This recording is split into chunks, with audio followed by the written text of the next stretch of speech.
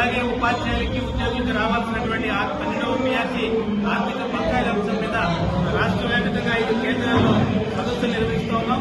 ఈ రోజు కర్నూలు జిల్లాలో 4వ సదస్సు నిర్వహిస్తా ఉన్నాం.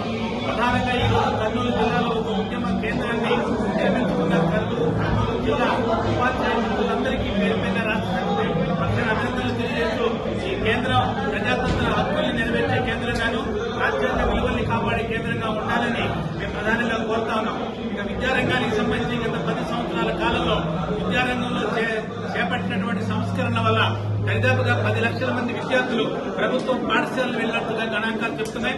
అలాగే ఈ రోజు ప్రాథమిక పాఠశాలలు 12,512 ఏకోపాధ్యాయ పాఠశాలగా మారిపోయినాయి.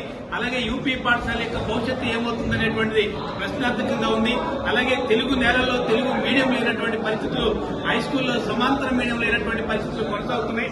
ఈ రోజు జీవో నెంబర్ 117 నష్టదాయకంగా ఉందని చెప్పి గుర్తించిన ఈ ప్రభుత్వం కొత్త విద్యారంగాల్లో తీసుకొచ్చే ప్రయత్నం చేస్తున్నా ఇంతవరకు కొలిక్కి రాలేదు. ఇప్పుడు చేస్తున్న కసరత్తు వల్ల భవిష్యత్తులో ప్రాథమిక పాఠశాలల ఉన్నత పాఠశాలలో ప్రాథమికోన్నత పాఠశాలలో బలోపేతం కావాలని కోరుకుంటున్నాం.